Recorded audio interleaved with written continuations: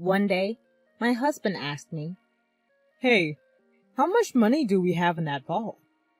I chuckled. Probably around $500,000 in total now. The next day, when I got home, there was a signed divorce paper on the living room table, and both my husband and the vault were gone. My name is Helen. I'm a 58-year-old working housewife. I still work hard at my job. You see, my hobby is saving money. When I was a child, my mother opened a savings account for me. She taught me that depositing money in the bank made the numbers in my passbook grow, and I found that very enjoyable. I started depositing a little bit at a time, starting with just $1, and enjoyed watching it grow. So when my savings grew by a few cents in interest each year, it was a delightful surprise to my young self. Being fond of money and how it works, I worked as a financial planner and gave advice on asset management. One day, a friend from college told me, An old childhood friend is in serious trouble due to debt. Could you give him some advice? So I decided to meet with him and my friend. This old friend was a handsome man with a refreshing smile. My friend explained, Despite his looks, he loves gambling and is struggling to make ends meet. I thought you, Helen, might have some good advice. His name was Mark. As I listened to his story, Mark admitted he loved gambling, just like his parents. Even worse, he had even taken on his parents' debt. Of course, he seemed to be quite worried. I found his troubled expression rather endearing. Because my friend had asked, I gladly agreed to help him. Looking back now, perhaps I had a bit of a crush on him, but I never imagined that this would lead to a series of troublesome events. Anyway, I advised Mark to consolidate his debts and reduce his monthly payments so he can manage his life somehow. Not long after, Mark and I started dating. That friend of mine opposed it, saying, I wouldn't recommend being with him. But we went ahead and got married. I thought that getting married would help us face Mark's debt together. My income is pretty good for my age group. Therefore, most of Mark's income went towards his debt, and I made sure he cut ties with his parents to prevent the debt from increasing further. And I gave Mark a monthly allowance of $500.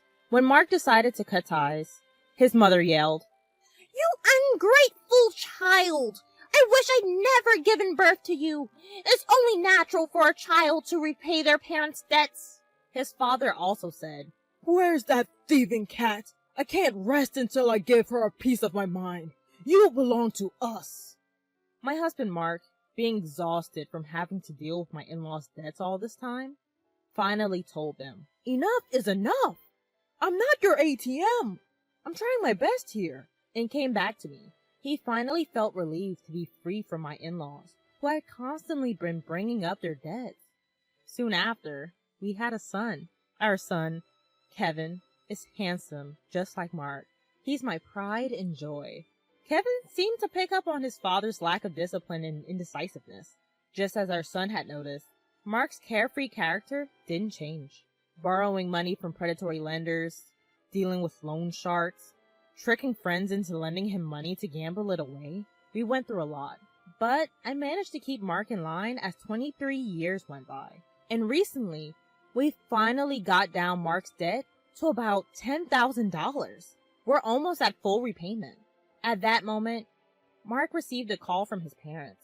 Please help us. Your father has collapsed. We're at the hospital now. Can you come? What? Which hospital? What's his condition? Is Dad okay? Your father suddenly collapsed and we had to call an ambulance. Mom, pull yourself together. What hospital are you at? Mark left work early and came to the hospital. Then he messaged me. Helen, Dad collapsed. I'm at the hospital now. I'm sorry. I broke our promise and went to see my parents. I'm really sorry. What? Your dad collapsed? So, how is he now? He had a minor stroke. His life isn't in danger, but he shouldn't overexert himself. Both my parents are feeling low. I want to stay with them for a while. Is that okay? Of course, honey. Go and comfort them. Should I come too? No, it's okay. You're busy with work and they might treat you poorly again. I gave Mark a little extra money for hospital visits.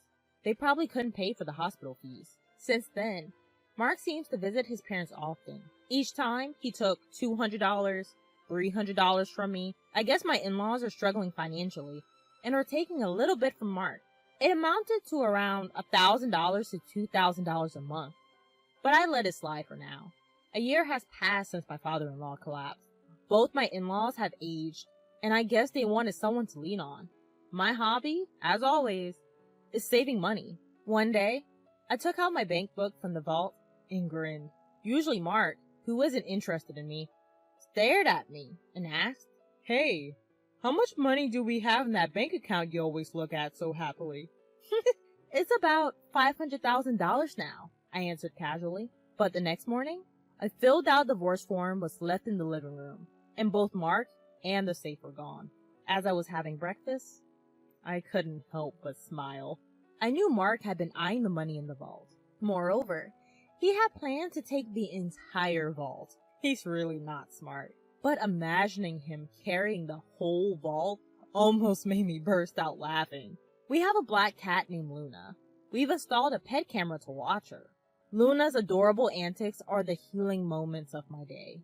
There I was, watching that camera during my lunch break. No matter when I look, my child is just adorable. One day, as I switched on the camera, there they were, in our living room, on a weekday. My in-laws and my husband Mark, and they were having an unbelievable conversation. Oh, you're living in such a nice house, Mark. You must have a good salary. Makes your mother so proud, they said, flattering my husband. Indeed, I am proud, responded Mark's father. You know, I make a pretty decent salary myself, but Helen takes all of it, so I only get an allowance of $500 a month, Mark said. Oh, Mark, you poor thing. You've been working so hard. Your mother understands, they consoled. I can't believe she takes all your salary. And only $500 a month? That's outrageous. You should be getting more. Why are you obeying such a tyrant like Helen? You could be living much better on your own, they continued. You're our pride, Mark. You could have saved hundreds of thousands by now. But she's just exploiting you. You poor thing, they said as my mother-in-law began to sob. Yeah, I've been thinking the same thing. You guys are right, Mark agreed. What is he talking about? He seemed to have completely forgotten that I've been working hard to pay off his debt. I wonder what's going on inside their heads. Moreover, in the past, he was burdened with debt from his parents and had to give them cash every month, making it difficult for him to get by. You know, she has a bank book with tons of savings stashed in a vault. It's not fair that I only get $500, Mark complained. The moment he said that, my in-laws' eyes lit up. They exchanged glances. So, how much is in the bank book? They leaned in, eagerly awaiting his answer. Last I heard, I think it was around $400K or $500K dollars, Mark said. Mark, isn't that money rightfully yours? They asked. It might not match the effort you've put in, but isn't it money you should be receiving? Yeah, I guess you're right. I'm starting to think the same thing, Mark conceded, despite his good looks. Mark is indecisive and easily influenced by others. I used to find this indecisiveness endearing and devoted myself to him wholeheartedly. We've managed to reduce his nearly $200,000 debt down to $10,000. Yet, it looks like he's being manipulated by his parents again, and they're about to touch my precious savings. Seeing this scene was so pathetic. I was at my desk at work, tears streaming down my face as I held my phone. I've been putting aside my living expenses for Mark, using his income mostly to pay off the debt. On top of that, I was providing him with an allowance of $500 out of my own pocket. Despite explaining this to Mark, it seems he's completely forgotten. What have these past 23 years been for? I felt so sad and pitiful. My heart ached as if I was drowning in my own tears and snot. I felt like I was disappearing, on the verge of breaking. But I made sure to record the conversation and sent the data to my son. That day, I left work early due to sickness. I went to my usual bar and drank heavily, spilling out everything to the bartender. In such a state, the bartender comforted me gently. He casually said, "Why do you grieve such a person? You did nothing wrong. There's no need to live for them. Live for yourself." At that moment, all my intoxication and love for my husband faded. Thank you, sir. Next time, we'll share a pleasant drink. I went back home after I said that to the bartender. Entering my study, I began to think, how would I steal the bank book inside that vault? I couldn't even begin to imagine. But I needed to devise a plan. I would show them hell. They shouldn't underestimate me. I concentrated harder than usual. Gathering evidence was the first step. From then on, I frequently checked the pet camera every day. Then, the ugly truths began to surface. My husband was bringing home a young woman during his supposed work hours. It seems like he was bringing her over about 3 times a week. I couldn't believe I had to witness my husband's infidelity when all I wanted was to watch our cat, Luna. Luna also seemed to be scared and wouldn't show up.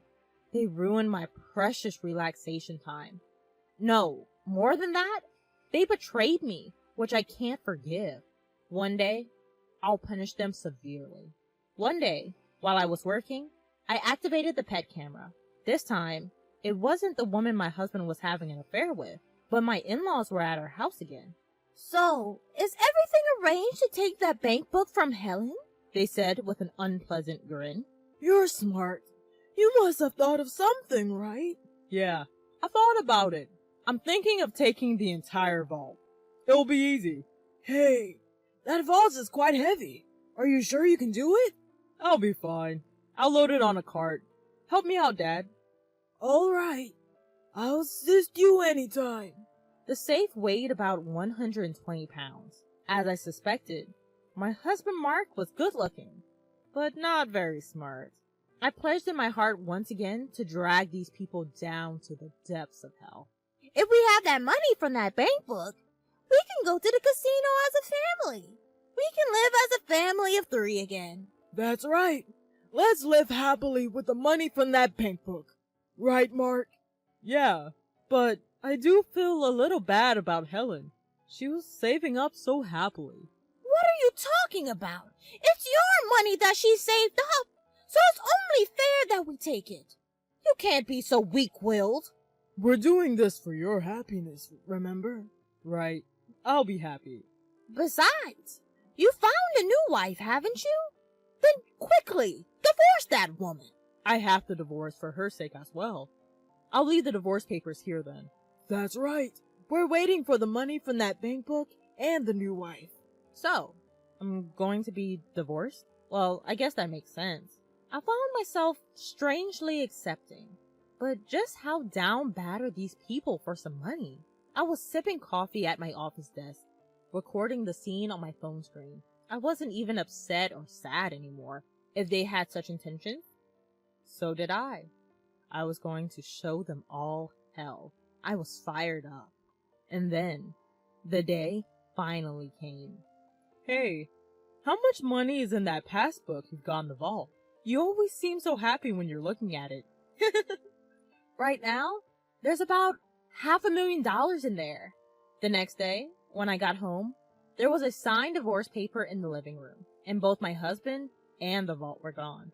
I had a smirk on my face while having breakfast. I acted quickly afterwards. I immediately filed the divorce papers and contacted my son right away. "Kevin, your father finally stole the vault. Can't believe he managed to carry it. It's so heavy." "Mom, I think it's about time you end things with Dad. By the way, did he take everything in the vault too?" Actually, I moved all the money to online banking. The passbook is essentially worthless now. The most valuable thing might have been the safe itself, since it was so heavy. Oh, by the way, I've already filed the divorce papers. Now I'm thinking about filing a police report. What do you think? "You should file a police report, and it would be best to hire a lawyer." Oh, right. A lawyer. I already had a private investigator on it, but hadn't thought about a lawyer. Thanks. Whew, I'm cutting ties with Dad too. Kevin seemed exasperated. As Kevin suggested, I reached out to a lawyer through my private investigator contact. I handed over the recording from my pet camera to the police and the lawyer, and waited. After a while, I received a call from my ex-husband. He sounded quite frantic. What the hell? The passbook is empty. What happened to the $500,000? You tricked me. That was my money. Where is it? Tell me now. If not, I'm going back to the house and abandoning your cat, Luna. You just committed theft, and now you're threatening me? From now on, communicate through my lawyer, I said, and blocked his number. I reported the incident to the police and sent the recording to my lawyer. Oh, what a relief. This is what I wanted to do. Karma is a real pain. I got a call from the police shortly after. We have caught the thief. However, the vault was damaged. It appears he forced it open. The things inside it were burned. My ex-husband and his parents learned that the passbook balance was 0, and apparently they set the things inside the vault on fire, even though it was his first offense. My ex-husband spent a few days in police custody. His parents were released with a stern warning. My ex-husband broke into the house he used to live in after he was released. Hey, open up! I've come back! I'm sorry, it was just a small prank. Let me in. Let's talk. You haven't filed the divorce papers yet, have we? We're still married, right? Don't make a scene in front of the house. This is no longer your house. I've already filed the divorce papers. We are strangers now. Leave now or I'll call the police. You jerk! This is my house! Open up! Open up! I called the police when he started causing a scene. 10 minutes later, he was taken away by the police again. I then called my lawyer, explained what happened, and had him start the process of getting a restraining order. Afterwards, I asked my lawyer to sue for emotional distress due to infidelity. The lawyer said, we might not get much money from his broke family, but none of that really matters. I'm definitely going to demand alimony. It seems the reason he broke into our house was because he was discarded by his mistress and apparently wanted to get back with me. His mistress promptly transferred $10,000 in alimony and seemed to have fled. It seems they split after the vault incident. When the money runs out, so does the love. I'm sure he was enticed by my $500,000. My underpaid ex-husband, who still has $10,000 in debt, and his gambling-addicted parents seem to be struggling with daily life. They appear to be living in an old single-room apartment without a bath, constantly quarreling among the three of them. This information came from my lawyer. My ex-husband pleaded, I can't afford to pay the alimony. Please reduce the amount. And my ex-husband, who got involved with the police, was on the verge of retirement, but apparently got fired from his company. The elderly parents-in-law have managed to find jobs in cleaning and seem to be barely making ends meet. My ex-husband is now working 3 part-time jobs, but these 3 are gambling addicts. So no matter how much money they have, it disappears. There's no helping them. I had my lawyer tell them, no reduction. Stay away from her. If you're really sorry, show it with money. If he had stayed with me, he had planned to end the remaining $10,000 debt by the time he retired. But he fell for the sweet talk of his gambling-addicted parents-in-law at the end. How foolish. This $500,000 is an accumulation of my savings that I had started building from a very young age. I find it enjoyable to save small change. There's just something fun about updating the bank book. So I think I'll start a new bank book. Right now, I'm living a relaxed life with my black cat Luna. My son visits occasionally and tells me about his girlfriend. This time, I'm going to spend time for myself. I need to buy a new vault. A one that's so big that a person can't carry it. Right, Luna? I am the happiest I've ever been.